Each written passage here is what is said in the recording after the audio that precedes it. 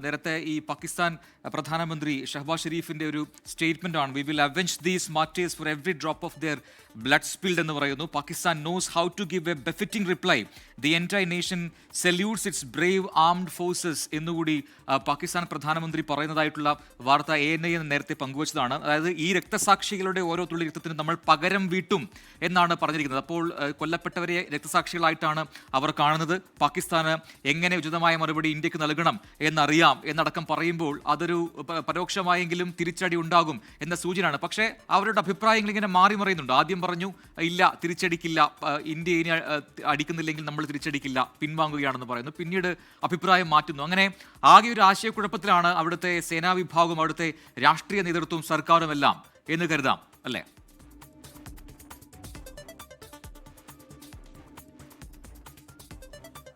പ്രജിൻ, അത് പാകിസ്ഥാന്റെ ഒരു പ്രത്യേകതയാണ്. പേരിന് മാത്രം ജനാധിപത്യം, എന്നാൽ ഭരണം നടത്തുന്നത് പലപ്പോഴും എന്നല്ല ഭൂരിഭാഗവും സൈന്യത്തിന് തന്നെയാണ് അഭിപ്രായം ഭരണകാര്യങ്ങളിൽ ഉള്ളത്.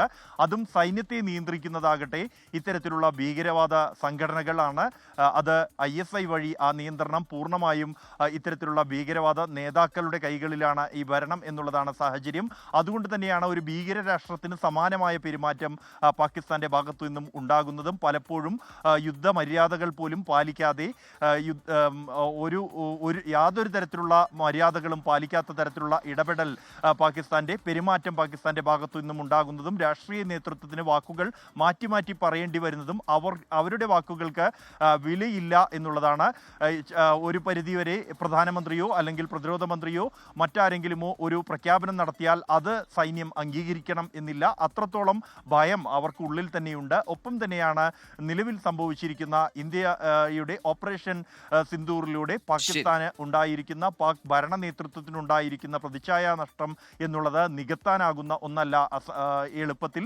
ഇതെല്ലാം കണക്കാക്കി തന്നെയാണ് ഇപ്പോഴും പ്രകോപനപരമായ പരാമർശങ്ങൾ ഭരണ നേതൃത്വത്തിന്റെ ഭാഗത്തു നിന്നും അതിർത്തിയിൽ സാധാരണ ജനങ്ങളെ ഇന്ത്യൻ പോസ്റ്റുകളെ ആക്രമിച്ചുകൊണ്ടുള്ള സമീപനം പാക് സൈന്യത്തിന്റെ ഭാഗത്തു നിന്നും ഉണ്ടാകുന്നത്. ഇതിന് ഉചിതമായ മറുപടി ഉചിതമായ സമയത്ത് ഇന്ത്യൻ സൈന്യം നൽകും എന്ന് പ്രഖ്യാപിച്ചു കഴിഞ്ഞിട്ടുണ്ട്. ബൽറാം നെടുങ്ങാടിയാണ് ശ്രീനഗറിൽ നിന്ന് വിശദാംശങ്ങൾ നൽകിയത്. പൂഞ്ച് സെക്ടറിലുണ്ടായ പാകിസ്ഥാന്റെ ഷെല്ലാക്രമണത്തിലാണ് ഒരു ജവാന് വീരമൃത്യു സംഭവിച്ചിരിക്കുന്നത്. ലാൻസ് നായിക്കാണ് കൊല്ലപ്പെട്ടത്. എന്തായാലും ഒരു തിരിച്ചടി ഉണ്ടാകും. അതോടൊപ്പം തന്നെ ആ മേഖലയിൽ ശക്തമായ ഷെല്ലാക്രമണം ഇപ്പോഴും തുടരുകയാണ് എന്നാണ് നമുക്ക് ലഭിക്കുന്ന റിപ്പോർട്ടുകൾ.